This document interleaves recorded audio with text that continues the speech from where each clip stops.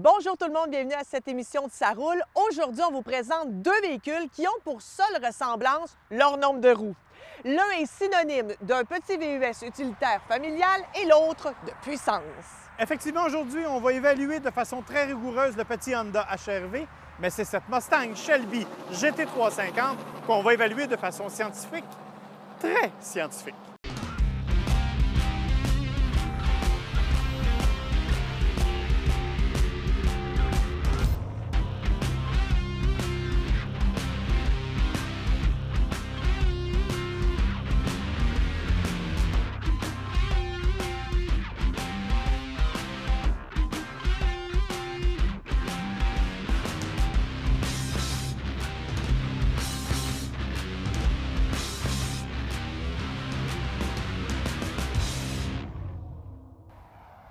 Et commençons par un véhicule utilitaire qui concerne monsieur et madame tout le monde. C'est familial, le petit Honda HR-V. Peux-tu nous en parler un peu? Oui, bien le HR-V, il faut savoir que c'est un nouveau segment. C'est ce qu'on appelle les multisegments sous-compacts. C'est-à-dire que c'est fait dans ce cas-ci sur la base de la Global Small Architecture, donc vraiment du châssis de la Honda Fit, par exemple.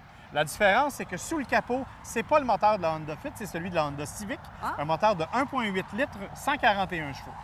Un petit véhicule, évidemment, qui a un côté pratique, on aura l'occasion de le voir un peu plus tard, et qui se conduit quand même de façon très agréable. Ce qui est intéressant, pas très dispendieux, on parle d'à peu près 21 000 pour la voiture, ce qui est quand même excellent. Disponible en version traction ou 4 roues motrices, ce qui est aussi génial pour les petites familles qui se promènent chez nous en hiver. C'est vraiment une belle petite machine, mais dis-moi, ça se compare à quoi? En fait, c'est une bonne question parce que, comme je l'ai dit, même si c'est un nouveau segment, il y a beaucoup de concurrents. Celui qu'on connaît le plus chez nous, c'est le Mazda CX-3. Tu le sais, on l'a essayé en hiver. Un petit véhicule qui est beaucoup plus sportif. Un peu moins grand, mais plus sportif. Il y a une version plus luxueuse, qui est le Buick encore, qui est un peu plus désuet, mais quand même agréable. Il y a sa version plus abordable, le Chevrolet Trax, qui est aussi un gros compétiteur. Et bien sûr, il y a le Jeep Renegade, dont on a beaucoup parlé, qui est un peu plus dispendieux, plus passe-partout, avec un style différent, mais qui donne quand même pas mal le même genre. On pourrait en nommer plein d'autres. Le Nissan Juke avec son design unique, il y en a tout plein dans cette catégorie-là. On nous dit que cette année, c'est le segment qui va augmenter le plus. 121 d'augmentation sont prévus au niveau des ventes pour les véhicules multisegments sous-compacts.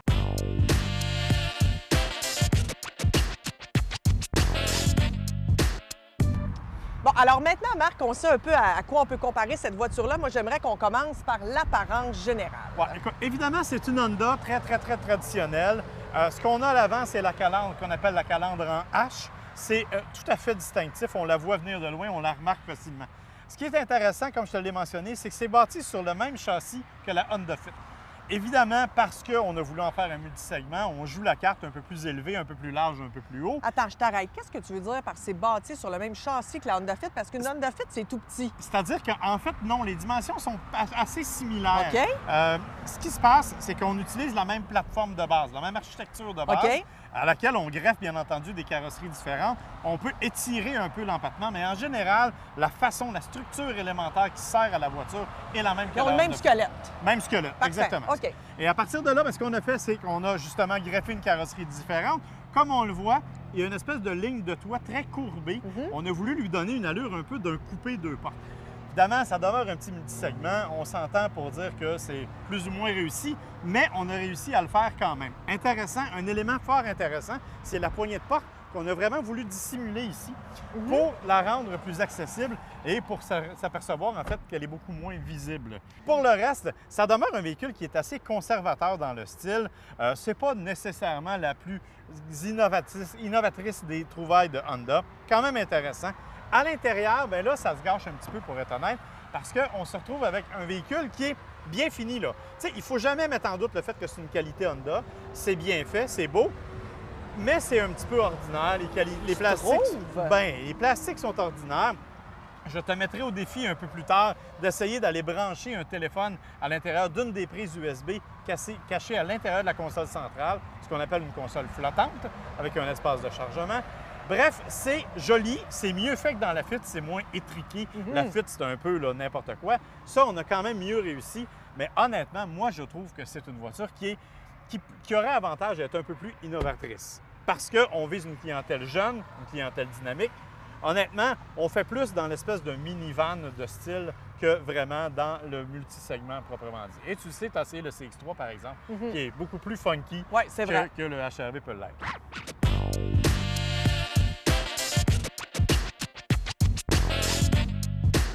Ce qui vaut la peine avec le Honda HR-V, cependant, c'est l'espace. Comme tu le vois, tu as beaucoup d'espace à l'avant. Très bien, très bien. Extrêmement confortable. Les places arrière sont aussi spacieuses, il faut le dire. Donc, c'est intéressant pour une petite famille. La vraie beauté de la chose, c'est que c'est une voiture qui est extrêmement polyvalente. Pourquoi? Parce qu'on a utilisé le même concept que la Fit, c'est-à-dire que le réservoir à essence, tu es assis dessus, ma chère Émilie. Hein? Oui, effectivement. Mais là, je veux pas que ça saute. Il n'y a évidemment aucun risque, mais c'est effectivement... Continue, je t'écoute, je teste. C'est pas la meilleure méthode pour conduire, cependant. Non, mais pour dormir, on est très bien. Sérieusement, alors, effectivement, on a placé le réservoir à essence sous les sièges avant. Ce que ça permet de faire, c'est que ça permet de dégager complètement le plancher à l'arrière, donc d'avoir un bon espace à la fois dans la valise et dans la deuxième rangée. Pourquoi? Parce qu'on a un élément qui s'appelle le Magic Seat. Le Magic Seat. Le Magic Seat. En vente à 29,99. Et si tu permets, je vais te faire une petite démonstration du Magic Seat. Oui. Tu vas comprendre pourquoi. Mais pour ça, je vais faire le tour, je te revois de l'autre côté. Le Magic Seat. Alors, Émilie, si tu veux venir avec moi, je vais te faire une petite démonstration. Bien sûr. Le Magic Seat, c'est à l'arrière. OK. Alors, comme tu le vois, il y a quand même beaucoup d'espace pour les passagers. C'est intéressant. Tout à fait. Comme la plupart des véhicules de cette nature-là, on peut tout simplement baisser le Ça, siège. on aime. On se retrouve avec un espace à plat qui est intéressant. Mais là, il n'y a rien de très nouveau là-dedans. Non. Ce qui est intéressant, c'est le Magic Seat, c'est-à-dire la capacité que l'on a de relever les bancs Wow! de cette façon-là. Alors, comme tu le vois, si je le fais pleine grandeur, et là, je vais vous montrer ma souplesse légendaire, mais tu vois,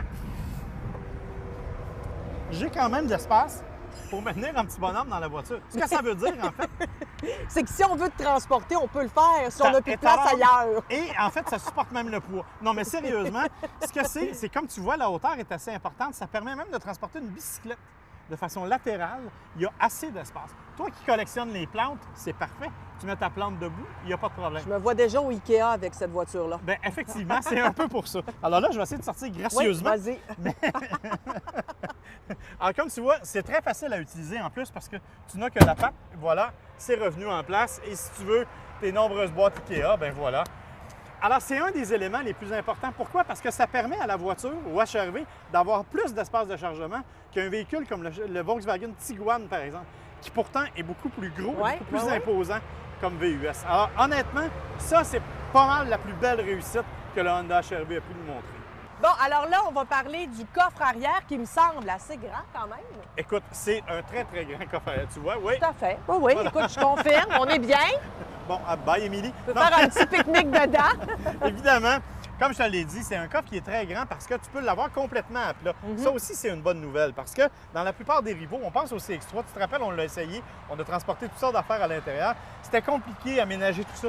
Là, c'est vraiment à plat, on est capable de travailler facilement. Le seuil est très bas, facilement Tout à accessible. fait. Oui. Honnêtement, de ce point de vue-là, encore une fois, c'est le côté polyvalent, le côté pratique du HR-V qui ressort. Et ça, bien sûr, bien, on le voit, c'est l'idéal. Et quand on le ferme, est-ce qu'il se ferme tout seul? Est-ce Il qu'il ne est se ferme pas tout difficile? seul, il n'est pas automatique, mais il est quand même relativement léger, Tout à assez fait. facile. Et bien sûr, nous, on a une version, comme je l'ai dit, qui est plus élevée un peu, mais tu vois, tout se fait bien, tout est agréable. Alors, c'est vraiment le côté pratique du HR-V, je le répète, le côté polyvalent qui en fait un petit véhicule familial super intéressant. Tout à fait.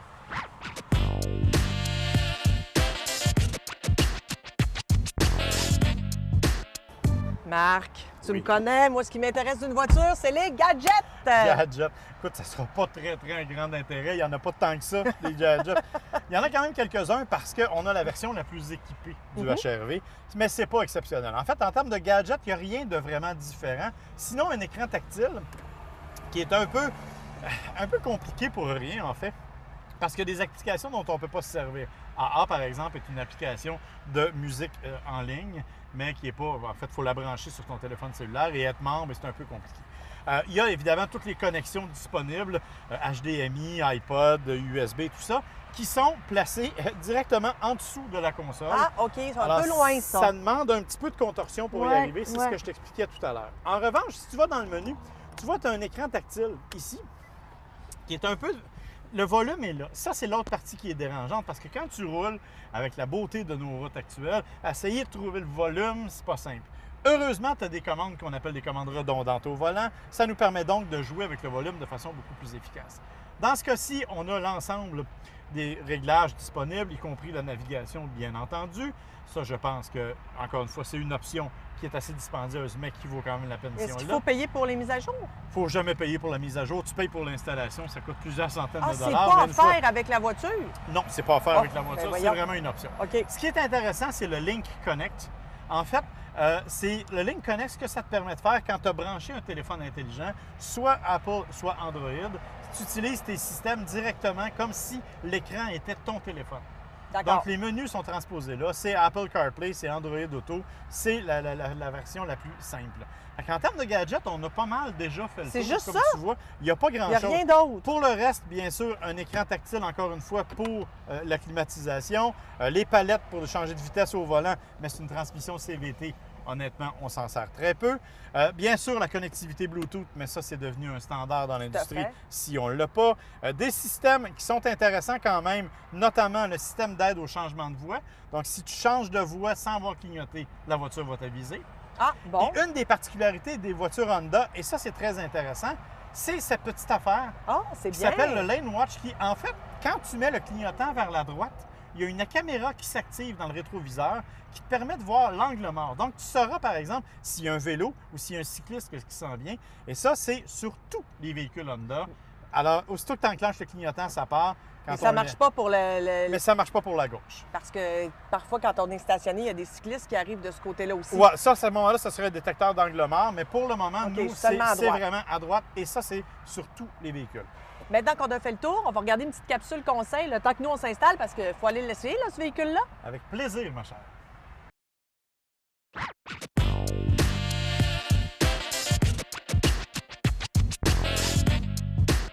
Déjà, je suis très confortable, il faut que je le dise. Je suis très confortable. Je trouve qu'on voit bien. On est assez haut. Non, pour ça, là, je pense que c'est très, très bien. J'ai l'impression que c'est une voiture qui se conduit tout seul. Bien, effectivement, c'est une voiture qui a une direction qui est assez légère. Là. C'est-à-dire Mhm. que c'est pas. On s'entend pour dire que c'est rien de sportif. C'est une direction donc qui se comporte très bien sur la route, qui est intéressante parce qu'elle est relativement directe. Elle te donne un petit peu de sensation, mais pas trop. Évidemment, je l'ai dit, c'est basé sur la Fit. La Fit, elle, est une voiture qui est nettement plus dynamique dans sa conduite. Et c'est un peu ça qu'on a essayé de calquer avec le HR-V. Là, on passe sur une rue où il y a énormément de bosses et de travaux. Alors, j'ai hâte de voir comment il réagit parce que souvent, c'est le genre de rue qui nous fait brasser un petit peu.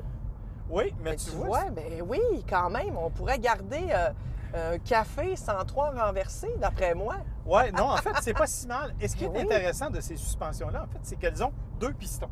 OK. Bon, je ne rentrerai pas dans les détails techniques. Ce que ça me permet de te dire, cependant, c'est que sur une surface comme celle-là, bien, le premier piston agit et fait très bien son travail. Si tu conduisais de façon un peu plus dynamique, le second piston serait aussi en fonction et ça te permettrait d'avoir moins de roulis, une caisse qui bouge moins en virage, par exemple, ou qui a moins de déplacement de poids. Ça fait donc un confort encore qui est plus grand, même si tu conduis de façon un peu plus insistante. Là. Là, j'ai vraiment envie d'aller l'essayer sur l'autoroute, au moins pour voir son accélération. Parce que ça, c'est assez important aussi. Tu sais, on est-tu capable de dépasser? Est-ce qu'on est capable de faire des coups vite, comme on dit en bon québécois? Ce que tu risques de ressentir cependant sur l'autoroute, c'est le bruit. Ah. Pourquoi? Parce qu'on se retrouve avec une voiture qui a ce qu'on appelle une CVT, donc une boîte automatique à variation continue. Ce que c'est que c'est pas une transmission traditionnelle au sens où ce ne sont pas des engrenages comme sur un vélo, par exemple. C'est plus comme sur une motoneige. L'image qu'on peut donner, c'est que c'est un cône sur lequel glisse une courroie. Alors, OK. au lieu de sauter d'un engrenage à l'autre, la courroie est constamment en mouvement sur le cône. OK. Ça lui permet d'ajuster son régime moteur, disons, au niveau maximal. C'est parfait pour l'économie de carburant.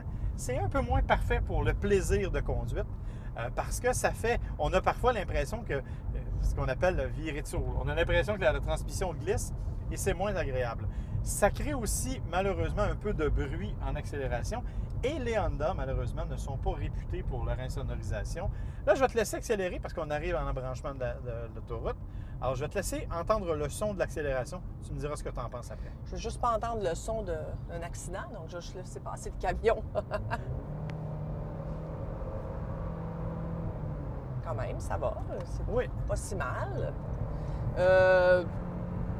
Mais tu sens, on a l'impression qu'elle travaille fort, Oui, qu'elle cherche le bon régime. oui, Tu peux tricher. C'est-à-dire que derrière le volant, tu as des palettes c'est ce que je qui vois te là. permettent de changer en hauteur, de baisser ou monter les vitesses. Alors, Oui. c'est la partie qui est... Mais c'est pas des vraies vitesses, parce que comme je l'ai dit, c'est une CVT, donc Là, je viens de le faire, puis je sais plus quoi faire. Je suis en repère sur le détroit. plus. Plus. Plus quoi? Plus. À droite, tu as un plus. Attends là. À gauche, tu as un moins. Droite, j'ai un plus. Ah, OK, OK. Alors, ça te permet donc de changer ces Des vitesses-là. 7, il y a une vitesse 7. Oui, bien en fait, comme je te l'ai dit, c'est simulé parce que c'est une CVT qu'il y a là-dessus. Donc, c'est la première chose. Tu vois, tu as ton cadran qui t'affiche que le camion Ça, est là. on aime ça. On aime c'est ça. génial. Oui. Alors, pour le reste, ça va relativement bien. Bruit de roulement, un petit peu dérangeant, mais pas Mais pas exceptionnel. tant quand même. là. C'est Non, pas non. autant que les enfants qui crient en arrière. Là. Non, effectivement. Je vais essayer de freiner un peu, pas brusquement, mais... Ah, Ah, tu vois, non, wow! les freins sont excellents. Wow, il ça, n'y a vraiment j'aime. pas de Oui. problème. Autre avantage, écoutez, c'est quand même une voiture qui est relativement économique. On parle de 7,4 litres au 100 en moyenne depuis qu'on le laissait. On a fait de l'autoroute, on a fait de la ville, on a fait plein de choses. Donc, ça se fait quand même très bien. Alors, écoute, je pense qu'on a fait pas mal le tour. Ça nous donne une bonne idée de ce qu'on peut penser de la voiture. Si tu permets, on va prendre quelques minutes. On va retourner au studio. On va prendre quelques minutes pour consulter nos notes. Mais entre-temps, on va quand même aller s'amuser un petit peu avec un autre type de voiture. Oh oui!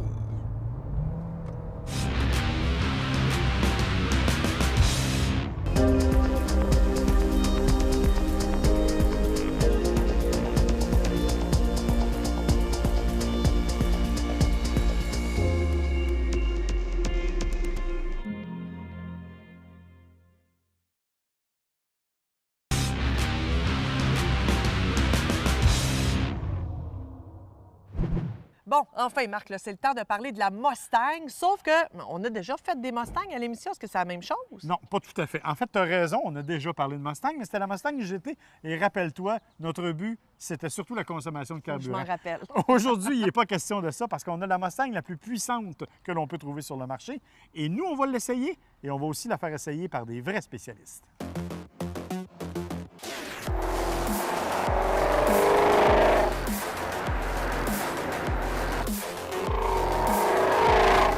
La Mustang Shelby, c'est presque une légende. Pourquoi? Parce qu'elle est inspirée de Carroll Shelby, un homme du même nom qui est un pilote de course renommé, mais qui est surtout quelqu'un qui a préparé des voitures pour Ford depuis des années. C'est à lui qu'on doit la GT40 d'origine qui avait battu les Ferrari aux 24 heures du Mans. C'est à lui qu'on doit la Cobra. Et c'est à lui qu'on doit les Shelby Mustang qui ont toujours été le résultat des plus grandes performances pour la compagnie. Évidemment, celle-ci ne fait pas exception. Un moteur incroyable V8 5.2 litres de 526 chevaux, de 429 livres-pieds de couple. C'est une véritable bête que l'on peut aussi moduler comme on veut puisqu'on peut choisir les modes de conduite, que ce soit un mode plus confortable ou un mode sportif ou encore un mode réservé à la piste. Bien sûr, c'est une voiture exceptionnelle pour laquelle il faut cependant dépenser tout près de 73 000 $.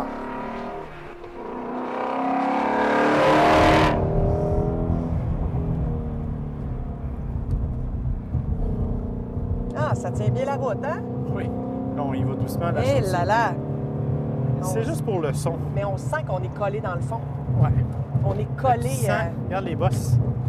On sent absolument tout ce qu'il y a comme bosse sur la Oui, chaussée. vraiment. Fait que c'est pas l'idéal au Québec, une voiture comme ça. Parce Écoute, que c'est des, les voitures, routes sont c'est laides. des voitures en nombre limité qui sont faites justement pour des puristes, pour des gens qui ont envie de ce genre de véhicule-là. Puis c'est plate, tu peux pas l'essayer. là. Si t'as un Ben. char de même, il faut que tu l'essayes. là. Tu peux Oh, pas. c'est ça. C'est sûr que c'est malheureusement, t'en tenir à la vitesse limite avec un auto comme celle-là, Ben oui, ça. c'est presque plate. En même temps, tu sais, on parle d'une économie de carburant qui est assez. Tu sais, moi, je suis en moyenne à 15,8 litres au 100. Tabarouette. Mais évidemment, tu sais, on a fait quelques accélérations, mais c'est vraiment conçu pour la piste. Mais nous, tu vois, on a décidé d'aller à Saint-Étienne-des-Grès chez un spécialiste parce qu'on va aller tester la vraie puissance. Parce que moi, je n'ai pas les capacités de pousser ça au maximum sur la route. J'ai donc décidé d'aller les tester sur un dyno, un dynamomètre, et on verra ce que ça va donner. J'ai bien hâte de voir si c'est vrai tout ce qu'ils nous disent. Ah, je pense que oui. En tout cas, peut-être qu'on va se tromper d'un ou deux chevaux, mais honnêtement, on va avoir assez de plaisir pour s'y rendre. On devrait s'amuser en masse.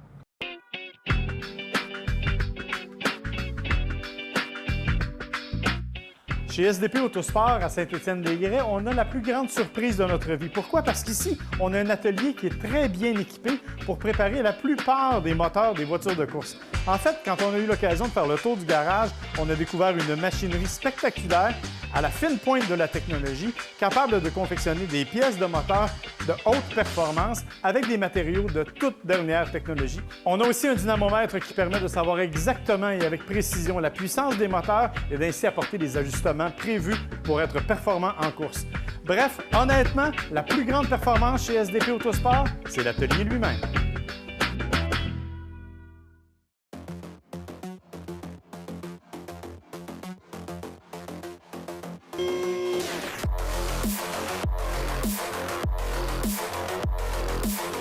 On est arrivé chez SDP Autosport, Marc, et là, je comprends pas trop qu'est-ce qui se passe. En fait, ils ont enlevé carrément la roue de la Mustang. Oui, en fait, ce qui se passe, c'est qu'on est devant un dynamomètre. Un dynamomètre, ce que c'est un instrument qui permet de savoir exactement quelle puissance part du moteur pour se rendre aux roues. OK. Parce qu'évidemment, tu auras compris qu'en mécanique, c'est beau le moteur qui nous donne 526 chevaux, mais avec toutes les composantes qu'il y a, on perd un peu de puissance, donc on le saura. Ici, chez SDP Autosport, normalement, ils le font avec des voitures de course. Nous, ils le font aujourd'hui sur notre Mustang, la GT350. On va avoir une meilleure idée de c'est quoi vraiment. La particularité, c'est qu'ils ont une nouvelle technologie. On le fait sur des rouleaux, on le fait de toutes sortes de façons. Il y en a qui démontent les moteurs littéralement. Ici, plutôt, on a vraiment une nouvelle façon de faire et c'est ça qu'on va nous expliquer en détail tantôt parce que honnêtement, même moi, ils m'ont un petit peu perdu. En fait, un dynamomètre, c'est une machine qui permet de calculer avec exactitude la puissance que peut donner un moteur aux roues. On se branche sur les roues en arrière, on enlève les pneus, on branche directement sur les hubs, sur un servomoteur hydraulique qui va nous permettre en fait de calculer la résistance qu'il va mettre pour convertir ça en une donnée de couple. C'est un système qui est très développé, Dynapack, qui est beaucoup plus développé, beaucoup plus sophistiqué que les anciens qu'on a connus avec les rouleaux. On a un gros centre météo là-dedans, en fait, qui va calculer le taux d'humidité, la température de l'air, qui permet de compenser, ce qui fait que quand on va tester une voiture au mois de janvier ou qu'on va la tester au mois de mai, on n'aura pas de différence au niveau des résultats.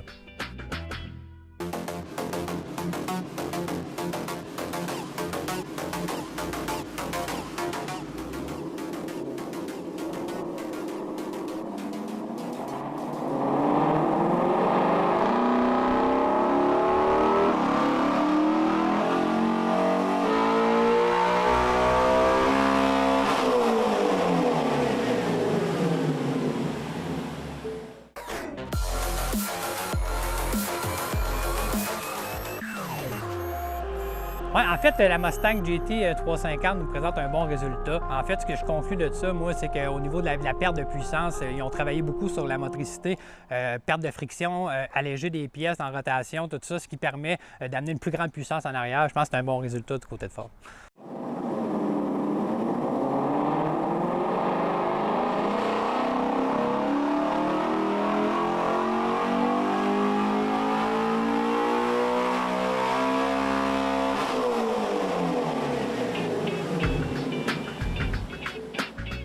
Bon, alors là, c'est le temps de savoir si la voiture est si puissante que ça.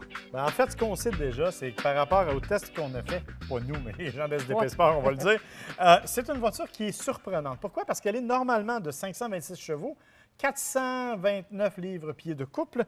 On a réussi à atteindre quand même des résultats intéressants. 452 chevaux aux roues, 388 livres-pieds de couple. Ce que ça veut dire, je sais que pour toi, ça ne veut pas dire grand-chose.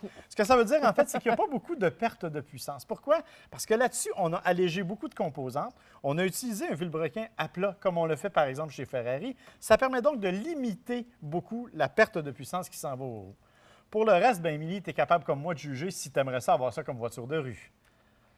De rue, peut-être pas. De course, oui. Effectivement. C'est effectivement probablement la meilleure Shelby qu'on a conduite, mais ça demeure une Shelby. Évidemment, c'est une voiture qui est un peu rude, un peu réservée aux puristes.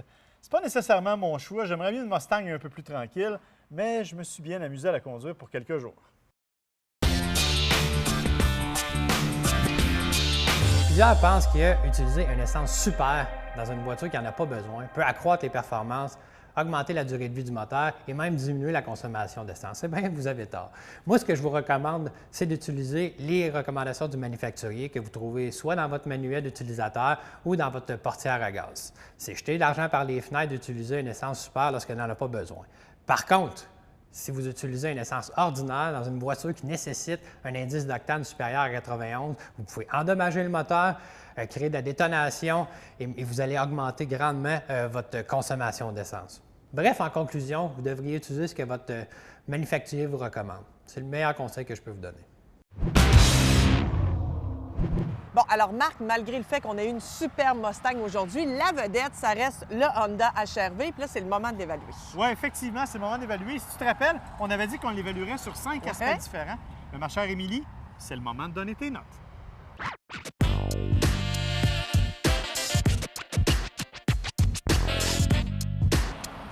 Pour le style, parce que je trouve que le Honda HR-V est épuré, efficace, mais il manque un petit peu de... Je vais lui donner 8 sur 10. Alors moi, pour le style, je trouve ça un peu trop conservateur comme design. Je trouve qu'on a voulu rester trop sobre quand on le compare à ce qui se fait ailleurs, notamment le CX-3, le Jeep Renegade, le Nissan Juke, par exemple. Moi, je le limite à 6 sur 10. En ce qui concerne le confort et l'espace dans la voiture, moi, je trouve que c'était très bien. On avait beaucoup de place pour les jambes. Ça me semblait très correct également pour l'arrière. Alors, je vais y aller avec un gros 8 sur 10 encore une fois. L'espace, c'est la personnalité même du Honda HR-V. C'est pour ça qu'on l'a créé comme ça. C'est comme ça qu'on a voulu le faire. Alors, ça mérite bien un 9 sur 10. En ce qui concerne les gadgets, moi, je suis un peu déçue. J'aime ça quand c'est plus efficace, quand c'est un peu plus technologique. Je vais y aller avec 7 sur 10, pas plus. La technologie, ce n'est pas nécessairement le point fort du HR-V. Malgré tout, il y a des éléments intéressants, comme c'est le cas chez Honda, le Lane Watch qui nous permet de savoir ce qui s'en vient et qui nous aide aussi à contrôler les changements de voie. Bref, je lui donne un 8 sur 10, tout simplement parce qu'il répond exactement à tout ce que les autres font dans la même catégorie. Pour la performance, la conduite, comment je me sentais quand j'avais le volant entre les mains, moi, j'ai beaucoup aimé. Franchement, 9 sur 10. La performance et la conduite, c'est pas ce qui, moi, attire mon attention du côté du HR-V. Bien sûr, c'est doté d'une CVT, ce que j'aime beaucoup moins, parce qu'on a toujours l'impression que ça glisse. Alors, de ce point de vue-là, moi, je donne un 6 sur 10. Finalement, jugement global, dans l'ensemble, le Honda HR-V me semble une voiture très bien pour les petites familles. C'est le genre de voiture que je voudrais acheter. Le prix, correct. Donc, moi, j'irai avec un 8 sur 10. Le HR-V, c'est un petit véhicule intéressant dans son segment. Pourquoi? Parce qu'il répond exactement aux besoins. Non, c'est pas le plus passionnant à conduire. Non, c'est pas le plus stimulant. C'est peut-être pas le mieux fini ni le plus technologique. Mais en même temps, quand on achète ce genre de véhicule-là, c'est pas ça qu'on cherche. On cherche un véhicule pratique, efficace, qui coûte pas trop cher de carburant. Ça mérite un 8 sur 10.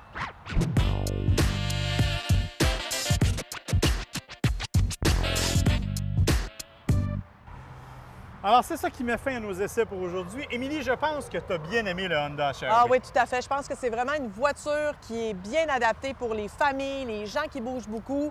Un prix abordable. Moi, ce serait probablement mon prochain achat. Bien, en fait, tu vois, tu es exactement la clientèle cible. Yes. Une madame active, 2 enfants. Une madame? Une madame. Une femme? Oui. Merci. Une mère Une active, 2 enfants qui a souvent transporté des choses. J'aimais ça le mot madame, mais en tout cas... Non, pas moi. Mais quand même, c'est vraiment fait pour toi. Il ne faut pas oublier non plus notre bête du jour. Hey, moi, j'appelle pas ça une voiture, j'appelle ça un char. Un char de course. Hey, vraiment, là, la Mustang Shelby, wow. Oui, effectivement. Et comme tu le dis, c'est une Shelby. C'est donc la plus puissante des Mustangs, pas pour rien. C'est littéralement une voiture de course qu'on est capable de maîtriser sur la route. Même les madames sont capables. Hey, et les messieurs. Alors, on espère que vous avez aimé notre nouvelle formule. Vous pouvez nous rejoindre sur notre page Facebook et notre site Internet.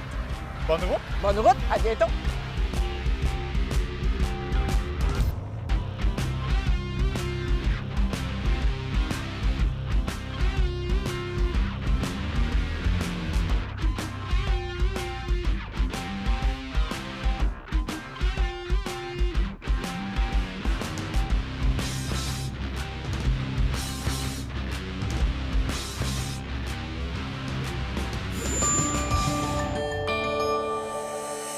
Cogeco TV, un service exclusif aux clients de Cogeco.